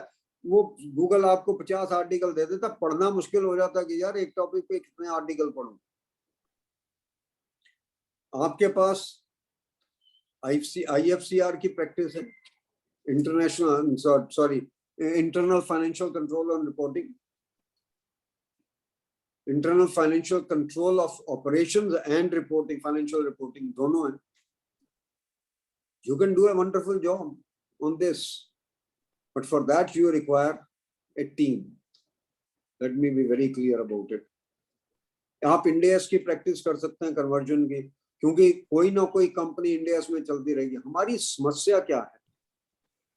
हमारी समस्या ये, हम कहते हैं यार पढ़ेंगे तब जब क्लाइंट आएगा. उस तरीके का क्लाइंट ये कहता है कि यार मैं फिर उसी के पास जाऊंगा जिसने ऑलरेडी पढ़ा हुआ. ये स्टोरी वही है कि मुर्गी आई पहले या अंडा आया. मैं ये कहता रहता हूँ जब क्लाइंट आएगा तो पढ़ूंगा. क्लाइंट कहता मैं उसके पास जाऊंगा जो ऑलरेडी पढ़ा लिखा. मैं आपके पास क्यों आऊंगा? और आपके पास आऊंगा, आप कहोगे 2 दिन बाद मैं उसके पास जाऊंगा जो कहेगा जी ये लो readymade material. I think that's the most important. Upgradation of ourselves has taken a back seat. अगर हम अपने आप को अपग्रेड नहीं करेंगे, अगर हम अपनी स्किल्स को अपग्रेड नहीं करेंगे, we are going to suffer. Let's be very clear about it. और अनफॉर्चुनेटली हमने वो किया नहीं है. हमने वो करने से कहीं ना, आपकी एक आपको फील्ड बता रहा हूँ, impact study assessments, impact study assignments हैं. आज की डेट में जितनी CSR हो रही है,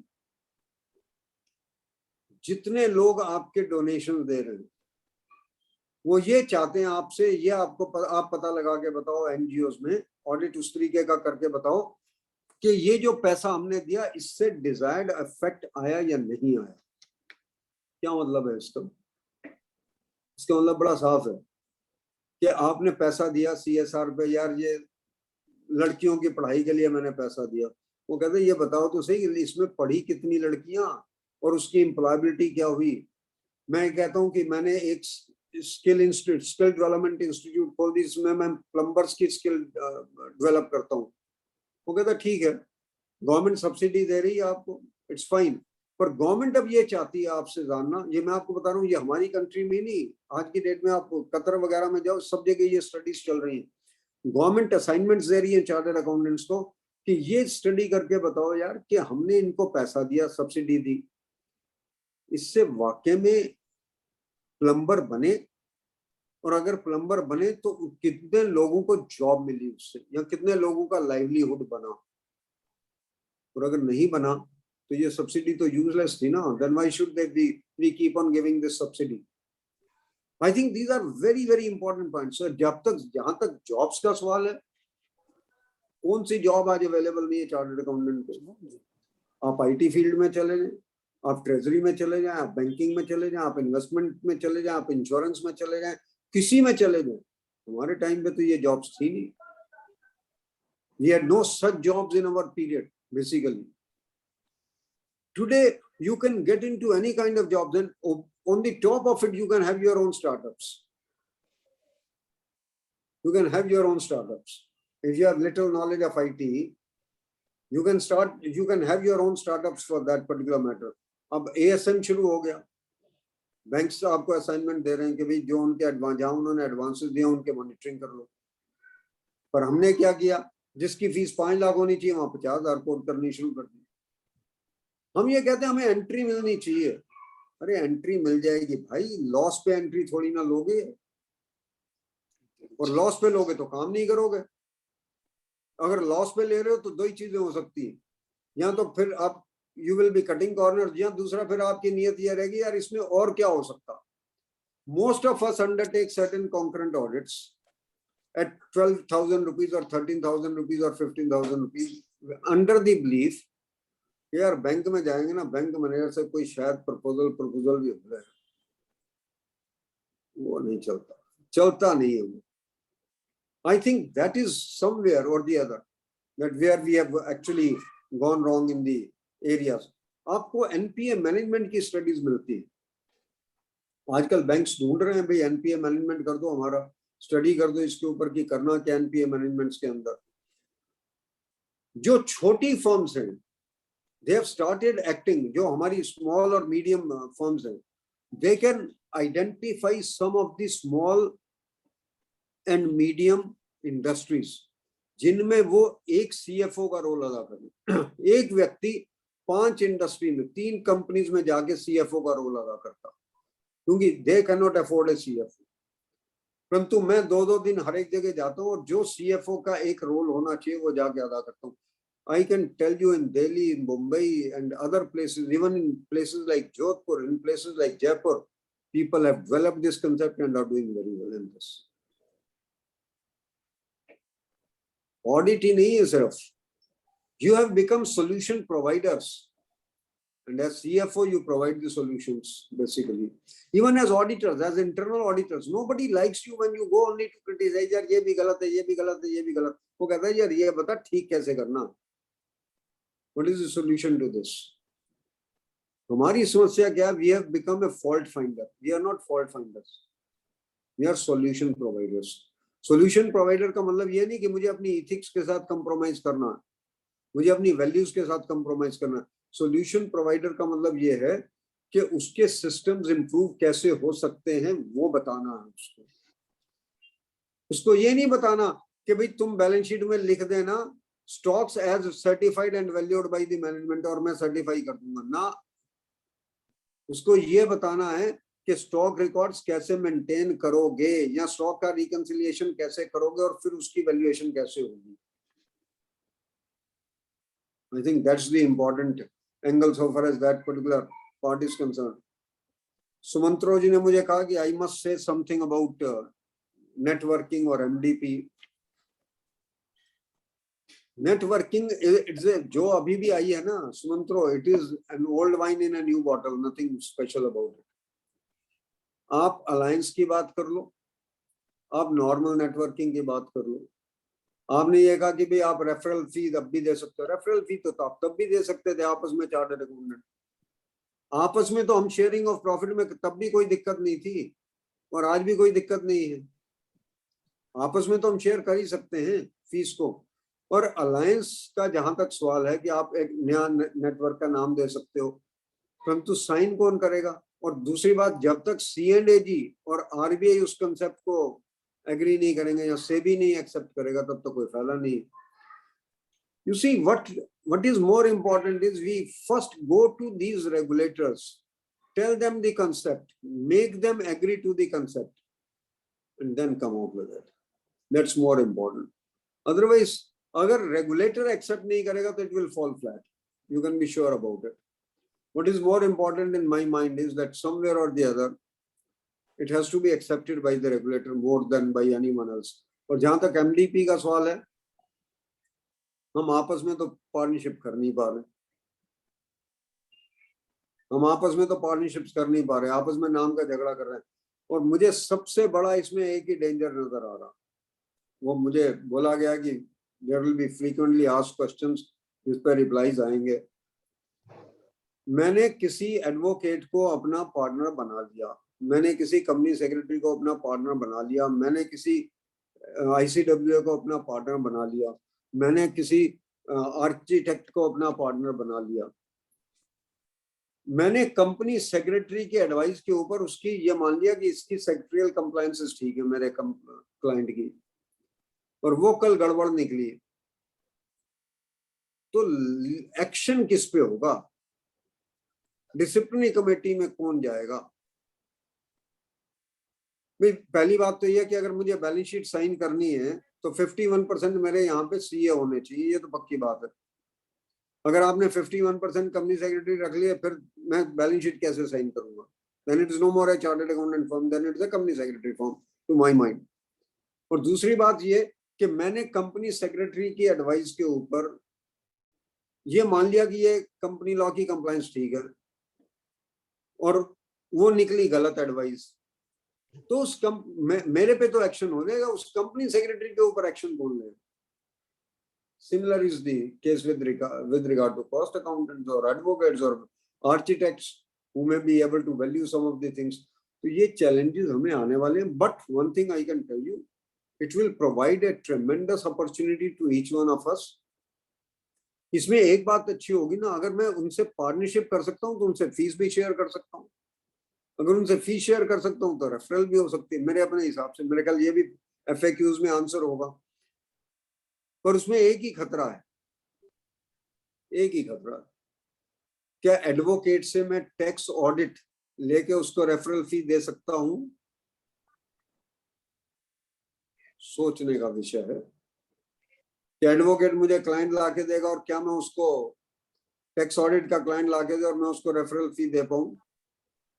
ये मुझे सोचना पड़ेगा, क्योंकि अभी केस किया हमने डिसिप्लिनरी कमेटी में, वहां पे एक अकाउंटेंट साहब आया करते थे, and he used to aggregate the tax audit and used to go to the chartered accountant. किताबों में क्रेडिट होती थी फीस 25,000 रुपया, चेक जाता था सीधा एग्रीगेटर को और वो फीस देता था चार्टर्ड अकाउंटेंट्स को आगे 20,000 रुपया। हाँ, वो जो अकाउंटेंट आता था वो 5,000 रुपया पर टैक्स ऑडिट फीस ले जाता था उनसे। यह भी हमने मेंबर को गिल्टी किया उसके अंदर। तो मैं ये जानना चाह रहा हूं, इससे क्या एक्सप्लॉयटेशन ऑफ चार्टर्ड अकाउंटेंट बढ़ेगी या नहीं बढ़ेगी टैक्स ऑडिट में? मेरा ये बहुत बड़ा मुद्दा है, क्योंकि एक बात आपको बता सकता हूं, जितने मुफस्सिल टाउन्स थे हमारे पहले, उनमें एडवोकेट्स ही लाके टैक्स ऑडिट के लिए चार्टर्ड अकाउंटेंट से करवाते रहे और एक्सप्लॉयट किया उन्होंने चार्टर्ड अकाउंटेंट्स को।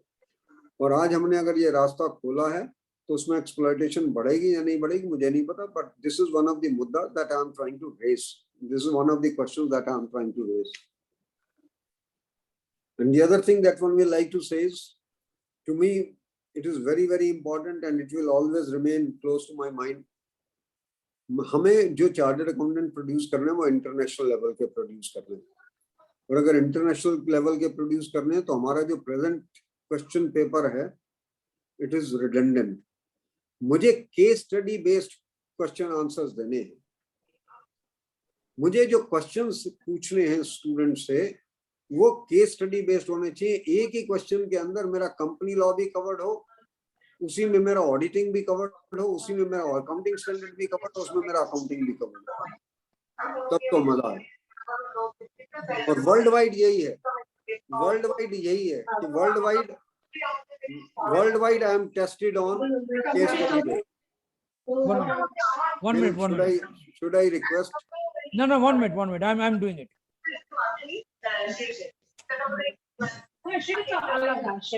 और म्यूट पे डाल दीजिए। हाँ, म्यूट पे डाल देते हैं, एक second.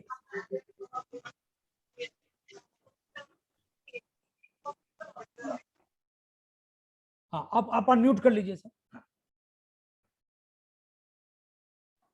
The point I am trying to raise is, अगर मुझे इंटरनेशनल चार्टर्ड अकाउंटेंट प्रोड्यूस करने हैं, एक एस्पेक्ट तो हमने कवर कर लिया कि इंडियस आ गया, IFRS आ गया, और ऑडिटिंग स्टैंडर्ड्स में हम ऑलरेडी इंटरनेशनल थे, वो वहां पे कोई दिक्कत नहीं है। परंतु मेरे मेंबर को interlinking between company law, tax, accounting standard, auditing standard बहुत जरूरी है।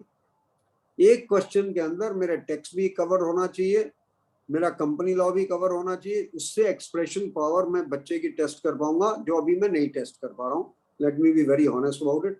और जब मेरा बच्चा कनाडा में, वो 2 पेपर ही अपीयर होने होते हैं, इंग्लैंड एंड वेल्स में अपीयर होने होते हैं, तो इसीलिए फेल हो जाता है क्योंकि वहां पे वो केस स्टडी बेस्ड है पूरे का पूरा paper. That's the problem area. तो यहाँ पे मुझे अपने पेपर्स का जो स्ट्रक्चर है वो थोड़ा बदलना पड़ेगा। और दूसरी मेरी सब बच्चों से रिक्वेस्ट है, future of the profession will lie in the chartered accountants who will have the ability to communicate. जो व्यक्ति अपने आप को कम्युनिकेट नहीं कर पाएगा, he will not be able to grow. Let's be very clear. बड़ी सीधी सी बात है यार, I can do the best of the job, but I cannot communicate to the other person कि भाई ठीक क्या और गलत क्या है, फिर क्या फायदा उस काम का। I know everything about the organization, but I am not able to communicate to the other person. उसका कोई फायदा नहीं। I don't think. आपको लॉ, इनकम टैक्स का सारा पता, आप अपील में जा नहीं सकते क्योंकि you are not able to communicate. It serves no useful purpose. You know the best of the things, but you can't write. You can't communicate in writing, or you can't communicate verbally. उसका कोई फायदा नहीं। I think communication skills are going to be very important, and I think institutes sooner or later will have to start thinking in terms of the classes, classroom teaching, giving the projects to the students. That will have to be the। और एक चीज जो मैं सबसे कहना चाह रहा हूँ, ये जो नॉन ऑडिट सर्विसेज है ना, पब्लिक इंटरेस्ट एंटिटीज में तो बंद हो जाएंगी। ये RBI ने तो कर दी। हाँ, मैं लॉगिन कर जाऊंगा। RBI has done it in all regulated entities. जितनी भी RBI के regulated entities हैं, उनमें auditors will not be able to render, not only the auditor, his entire group, उसका जो नेटवर्क है वो पूरे ग्रुप कंपनीज में कोई भी नॉन ऑडिट सर्विस नहीं दे पाएगा, क्योंकि ये माना जा रहा है कि independence of the audit gets impaired because of the non audit services. तो आप पे छोड़ता हूं कि हमने क्या करना है। पब्लिक इंटरेस्ट एंटिटीज में आने वाले समय में कंपनी लॉ में भी बैन हो जाएंगी non audit services. You can be rest assured. Small companies या स्मॉल एंटिटीज के केस में मैं कोई बात अभी नहीं कर रहा हूँ इस संदर्भ में। एक बात मैं और ये कहना चाहूंगा, जो मेरा मेंबर है वो नॉन मोबाइल। मैं ये सोचता हूँ अगर मैं रूड़केला में बैठा हूँ तो रूड़केला में बैठा हूँ, वहां पे चाहे मुझे 25,000 मिले, 30,000 मिले, यार that is better than 50,000 of Calcutta. This is ridiculous. Once I have qualified, I should be mobile. I should go to the place where the opportunity is there. Opportunity will not come to my doorstep. I will have to go to the place where the opportunity is there. मैं कलकत्ता से Bombay shift करूं, Bangalore shift करूं, Delhi shift करूं, दिल्ली वाला बेंगलोर जाए, दिल्ली वाला बॉम्बे जाए, जहां पे अपॉर्चुनिटी होगी वहां जाना पड़ेगा भाई। हम बहुत वक्त कहते हैं नहीं यार मैं तो अपने शहर में बैठा हूँ, यहाँ पे ठीक है, मेरे पिताजी का मकान है, दुकान है, मैं काय को यहाँ से shift. It will not work. And I think this is one of the biggest constraints so far as this profession has faced, if you ask me. And I must serve the interest of all the stakeholders. Please, in inverted commas, I am saying all the stakeholders, not only the promoter. I am not only for a shareholder. I am for the entire stakeholders.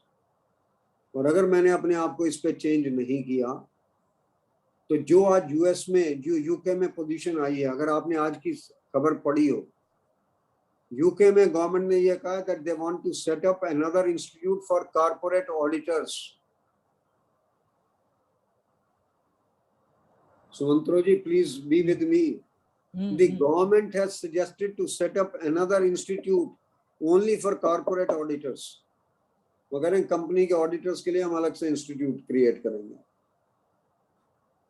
तो फिर क्या रह जाएगा? और अगर वहां पे हुआ तो ये मैं आपको गारंटी बता सकता हूँ, ये नहीं होगा कि हिंदुस्तान में ना हो,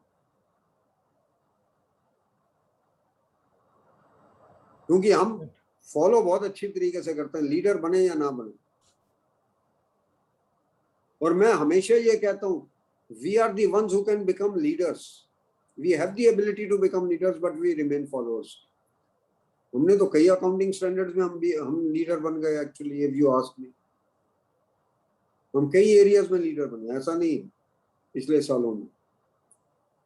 पर अगर वहां पे ये होता है, आज की न्यूज आइटम है कि वहां पे गवर्नमेंट ने मोरलेस ये कह दिया है कि we are going to set up another institute who will be looking at only the corporate auditors, तो खत्म हो गई ना इंग्लैंड एंड वेल्स। फिर बचेगा क्या? अगर इंस्टीट्यूट आज हिंदुस्तान में ये हो रहे तो फिर इंस्टीट्यूट के पास क्या बचेगा? प्रोप्राइटरीज और पार्टनरशिप के फर्म्स वाले chartered accountants. I think we should be very serious to our job. अगर हमने अपने आप को नहीं बदला तो फिर कोई और बदलेगा। और एक क्वेश्चन पूछा जाता, whether technology will make CS irrelevant, my answer is no. It will make accountants irrelevant, it will not make CS irrelevant. ये जो है ना, ये जो कंप्यूटर है ह्यूमन बीइंग का, मैं हमेशा कहता हूँ, हमारी नानी जो थी वो हमें कहानियां सुनाया करती थी 80-70 साल पुरानी, 60 साल पुरानी, बिना किसी चीज के, कोई पुश बटन नहीं था, यहाँ पे सब कुछ स्टोर रहता था। ये भी याद रहता था कि किसकी शादी में किसने कितना शगन दिया था, किसके दहेज में क्या आया था। इसलिए ये जो ह्यूमन ब्रेन है, इससे बड़ा कोई कंप्यूटर नहीं है, no one can fail it. और जब तक मैं इंटेलिजेंट हूं, मेरा एनालिटिकल बेंट ऑफ माइंड है, I have the ability to analyse the data, nothing can make me irrelevant. I can make myself irrelevant by resorting to some kind of unethical practices. अगर वो मैं करने को तैयार हूं तो फिर कोई बात ही नहीं। मैंने बहुत अच्छा पढ़ा, एक आईफेक ने स्टडी की और उन्होंने कहा 5 चीजें जो होनी चाहिए, वो क्या है? Right people, right process, right governance, right regulation and right measurement. किसी भी प्रोफेशन में ये जरूरी है, सही लोग, सही प्रोसेसेस, सही गवर्नेंस। भाई अगर इंस्टीट्यूट ठीक गवर्न नहीं होगी तो क्या होगा, और वो ठीक तरह से रेगुलेट नहीं करेगी तो क्या होगा, और अगर हमारी सेल्फ रेगुलेशन है और हम अपने आप का रेगुलेशन ठीक नहीं कर पाएंगे तो क्या होगा, और राइट मेजरमेंट। मोटी सी बात इतनी है। सिर्फ एक बात बता सकता हूँ, प्रोफेशन में स्कोप बहुत है, बहुत स्कोप, प्लेंटी ऑफ स्कोप। कितनी खुशी होती है जब आप गल्फ कंट्रीज में जाते हैं, 70% CFOs जो है ना गल्फ कंट्रीज में, वो हिंदुस्तानी चार्टर्ड अकाउंटेंट है। और अब तो CFO से CEO बनना शुरू कर दिया। आज आप कनाडा में जाएं, आप US में जाएं, people are doing exceedingly well, Indian chartered accountants are doing exceedingly well. पर एक बात, इंस्टीट्यूट को MRS करनी पड़ेंगी और MRS करनी पड़ेंगी, इसमें भी किसी तरीके का कोई संदेह नहीं। और एक बात लास्टली बोल रहा हूँ कि चार्टर्ड अकाउंटेंट्स को कुछ एडिशनल क्वालिफिकेशन लेनी पड़ेंगी। ये हो सकता है किसी को CPA के 2 पेपर करने पड़े, किसी को ऑस्ट्रेलियन इंस्टीट्यूट के 2 पेपर करने पड़े, किसी को लंदन के 2 पेपर करने पड़े। वो जरूरी है, वो उसमें किसी तरीके का। बट और अगर चार्टर्ड अकाउंटेंट कहीं CFA साथ में बन जाए या मैनेजमेंट की डिग्री ले ले, तो वो CFO से सीधा CEO की तरफ प्रोग्रेस करेगा। अगर वो कहीं पे मैनेजमेंट की डिग्री लेके आता तो फिर वो CFO नहीं रहता, वो CEO की तरफ अग्रसर है। Let's be clear so far as that point is concern. Thanks a lot for a very patient hearing. And Sumantro, and again, thanks to you. Thank you, sir. Thank you. Thank you, sir. Thank you, sir. It was a wonderful deliberation, sir. Devan, what are the questions in the chat box? Or you can unmute everyone, because 5-10 minutes we can obviously spend for question answer session before, because sir had told that he'll try to 8:15. 8:15 is the outer limit actually. So before we let members unmute and speak, so 4-5 questions are there which have come in Yes. the chat box. Yes. So the first one was related to the software that is being used by banks to allocate the bank audit. So the senior member here is asking that even after being a category 2 firm for 9 years, I am not getting the bank audit. So I think that is a question which you should be raising now to the institute. What is the purpose of that software to be given to bank and then selling that software to the banks? When I say selling the idea of that software to the banks, it will eliminate all kind of problems. It has not, because our software should have made sure कि जो maximum waiting जिसकी है उसको सबसे पहले मिले, वो नहीं हुआ. तो I think this software has not served the purpose. हम सिर्फ ये कह रहे हैं कि हमारी सॉफ्टवेयर एक पर्पज सर्व कर रही है कि वो डिस्क्रिप्शन जो है मैनेजमेंट का वो खत्म कर रही है. अरे भाई, उसका डिस्क्रिप्शन खत्म होने से जो एग्नी है हमारे लोगों की वो खत्म नहीं हो रही है. एग्नी ये है कि जिसको 9 साल से नहीं आया और एक को जहां पे रिटायर्ड हुआ तभी आ गया, उसका क्या फायदा. आई थिंक जिसकी वेटिंग ज्यादा है उसको मिलना चाहिए और मेरी software should ensure that. So how many banks are using that software? I think barring 2 or 3, everyone else is using that software now. Maybe 4 banks are not using, otherwise all banks are using it. Okay. Next question. Devan, next question. The next question is, how can bank audit be done remotely? How bank audit can be done remote? It has been done. No, sir. Do I want to say that for 2 years whatever I was signing was humbug? No. Members have done it. And members have done it. If the data is available to you through the computer and you can analyze that particular data, you are doing it. And the point that I was trying to drive you home is कि आज की date में जो public sector banks हैं उनमें record digitise नहीं हुए, तो आपको क्या करना पड़ता था, या तो स्कैन होके डॉक्यूमेंट आता था आपके पास या आपको मेल से डॉक्यूमेंट आता था, इसलिए आपको टाइम वेस्ट होता था बेसिकली. परंतु अगर आपका रिकॉर्ड डिजिटाइज्ड हो और स्टोर्ड हो, उसके बाद आपको कहीं जाने की जरूरत नहीं है ना. You will be able to look at everything there itself. आज आईसीआईसीआई में most of the things are centralised. HDFC में भी सेंट्रलाइज्ड है. So I think I can tell you that in Yes Bank also in some of the records are absolutely centralized, maybe at the zonal office level or maybe at some other level. तो ये बहुत जरूरी है समझ लेना कि remote से ही काम चलेगा आने वाले समय में. अगर वो तो फिर रिमोट तो कारपोरेट में भी नहीं हो सकता. अगर मैं ये कहता हूँ कि जब तक मैं रिकॉर्ड को पर्सनली देखूंगा नहीं और तब तक नहीं करूंगा तब तक नहीं होगा. अगर मैंने अपना ये ज्ञात कर लिया कि जो रिकॉर्ड है उस पर सिक्योरिटी कंट्रोल्स ठीक है, सब कुछ ठीक है, और अगर सिक्योरिटी का मुझे कोई डाउट नहीं है, then I should be able to do it through the remote. Sir concurrent audit भी कर सकता है क्या रिमोट से? कर सकते हैं, घर पे बैठ के कर सकते हैं, provided the data accesses to you. That is so. Provided the data accesses to you. Right, sir. Read only data is there, of course. Yeah. Next question. Next question is, what is the future of insolvency and bankruptcy code with increasing RPs and decreasing IBC cases? मैं तो बड़ा simple सी बात है, scope तो बहुत है, पर कुछ लोगों के कहीं इधर उधर होने का भी स्कोप है, इसमें भी कोई शक नहीं है. Because unless I become ethical, let me be very clear. मेरे ख्याल में Sumantro knows me much better than anyone else for that matter. I'm a very blunt person. अगर हम लोगों ने इसको इसलिए लिया कि यार कोई प्रॉपर्टी सस्ती बिक जाएगी, कोई महंगी बिक जाएगी, कोई मैं प्रमोटर को दे दूंगा थ्रू द बैकडोर एंट्री, तो दिक्कत है.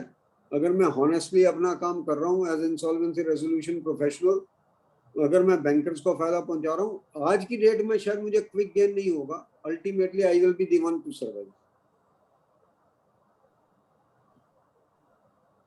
The next question is how to find firms for consolidation. How to find firms depending upon, you see, suppose you are into audit and you want कि आप जैसे I am there, मैं tax में नहीं हूँ, अगर मुझे कल कंसोलिडेट करना होगा तो I will consolidate with a firm which is into tax matters basically. अगर मुझे एक मल्टी डिसिप्लिनरी फर्म बनानी है, अगर मैं जब मल्टी डिसिप्लिनरी की बात करूं तो मल्टीटास्किंग की भी बात कर सकता हूं. अगर मुझे टैक्स में जाना है, मुझे ड्यू डिलिजेंस में जाना है, मुझे फॉरेंसिक में जाना है, तो जो फर्म्स उसमें स्पेशलाइज कर रही हैं, I will like to go with them. Correct. Absolutely. One question has come in. What is best for young CAs like us now, job versus practice? It depends upon the needs. I am very clear. Yesterday I spoke on the same point. और मैं ये बोलूँगा कि अगर आपके पास आपकी family की needs ऐसी हैं कि भाई फादर आपको अभी सपोर्ट नहीं कर सकते, if the father can support you, get into practice. And if you are a good marketing man, please get into practice. But if you are not a good marketing man and you are a better desk worker and your family needs are very pressing, get into job. Okay, Swapnil, you can unmute yourself. Sir this is Swapnil. Sir मेरा question है कि जैसे ICI का MRS है with Australia, with US and UK institute. जरा तेज बोलिए, आपकी आवाज नहीं आ रही है. सर अभी आ रही है आवाज? अब आ रही है. बोलिए. जैसे आपने बताया कि आपने आईसीआई का काफी एमआरएस है with US institutes, UK institutes. US के साथ नहीं है. We have first MRA with the England and Wales, second with Australia, third with Canada, fourth with Ireland, and then with some other institutes. Okay, sir. So in that case, being a CA in practice, what options I have if I do some papers of some foreign institutes? एक बात आपको और बता दूं मैं कि it does not entitle, even if you qualify those two papers there, it does not entitle you to practice there. It only entitles you to get into a job there. Let's be clear about it. Because we have not allowed the full reciprocity. When I talk of full reciprocity, it means ना तो वो हमें practice वहां करने देंगे, ना हम उनको प्रैक्टिस करने देंगे. Basically we are very clear so far as that particular part is concern. US के साथ हमारा डिस्प्यूट यही चल रहा है. यूएस वाला कहता है आप फुल रेसिप्रोसिटी के ऊपर कर लो, हम फुल रेसिप्रोसिटी के ऊपर करना नहीं चाहते. हालांकि मेरा, अगर if you give the choice to me, मैं ये समझता हूँ गोरा यहाँ पे आके कोई प्रैक्टिस करेगा नहीं और मैं मौका छोड़ूंगा नहीं वहां जाके करने का, तो हमें कर देनी चाहिए फुल रेसिप्रोसिटी. मुझे क्या दिक्कत है फुल रेसिप्रोसिटी में? मेरा मेंबर वहां जाके प्रैक्टिस करने से चूकेगा नहीं और वो यहाँ पे आके करेगा. वो यहाँ की गर्मी कहाँ से झेलेगा? He can't. यू सी, बड़ा मुश्किल है. कनाडा वाला यहाँ आके कहाँ गर्मी झेलता फिरेगा बेचारा. सो मेरे अपने हिसाब से कई चीजें ऐसी हैं जो इंस्टीट्यूट को ओवरऑल कंसिडर करते हुए करनी चाहिए. मेरा अपना मानना ये है. तो मतलब being a CA in practice हम लोगों को स्कोप नहीं है. Being a CA in practice, we don't have any scope in all these foreign countries. No, you can go, particularly Gulf countries में तो आप कहीं पे भी चले जाएं. Your qualifications are recognized. Mauritius, your qualification is recognized. Entire Gulf countries full of chartered accountants from India only. और भैया वहां पे भी सैलरीज बहुत अच्छी हैं. Salaries are very good there. और वहां से कहीं पे भी निकल जाते हैं. The people who get into places like Bahrain, Dubai, Abu Dhabi और मस्कट एटसेट्रा, वहां से वो बाहर निकल जाते हैं. वहां से वो कनाडा चले जाते हैं, वहां से वो यूएस चले जाते हैं. इंडिया से जाना मुश्किल है, वहां से जाना आसान है. Swapnil is asking about practice opportunities there. Sir practice opportunities की बात कर रहा हूं. प्रैक्टिस अपॉर्चुनिटी अगर आप वहां पे जाके सीपीए कर लेते हैं तो देखिए एक बात बता दूं, वहां those countries are more dominated by Big Four than what we are. वहां पे तो सारी की सारी प्रैक्टिस बिग फोर के पास है. वहां पे सिर्फ टैक्सेशन और बिल्कुल छोटे छोटे ऑडिट जो मैंडेटरी नहीं. यहाँ किसी ने बैंक में जाके लोन लेना तो वो आके आप सर्टिफाई करवा लेता. हमारे यहाँ तो अभी भी very very good number of audits are with the small and medium enterprises. Let's be very clear about it. I feel very proud of that particular fact. Compared to US or UK or Canada, हमारी country में अभी भी big four की dominance उतनी नहीं हुई है जितनी वहां पे है. Thank you, sir. Thanks a lot. Devan? Our firm was established in 2014 with FCA from 2019, 2 partners. We were applying for CAG empanelment from last 2 years, but both years the firm name is not empaneled.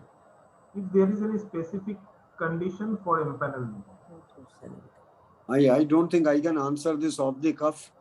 पर मेरे अपने हिसाब से कोई condition ये fulfil नहीं कर रहे होंगे. इनका कोई ना कोई ऐसा पार्टनर होगा जो कहीं पे और पार्टनर होगा, या कोई बिजनेस कर रहा होगा, वो फुल टाइम नहीं होगा. वहां पे अगर आपके 2 पार्टनर हैं तो वो फुल टाइम पार्टनर्स चाहिए in any case. when I talk of full time partners, remuneration also. तो उसमें मैं आ रहा हूँ.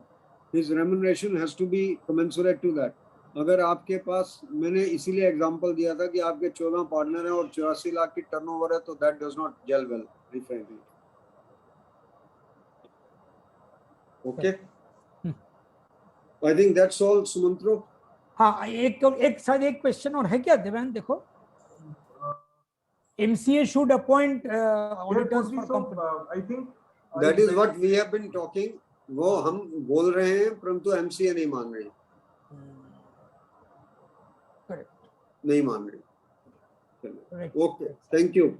अच्छा, okay, thank you. So Sumon, kindly unmute yourself and offer a formal vote of thanks. From my side, I would also like to share my thoughts. It was a fantastic lecture from our past president, Amarjit Chopra sir, where you really dealt with all the issues very lucidly and educated all the delegates. And I'm sure all of them must have enjoyed the last 1.5 hours of discussions which are so much relevant to their professional lives. Now over to Sumant to give the formal vote of thanks.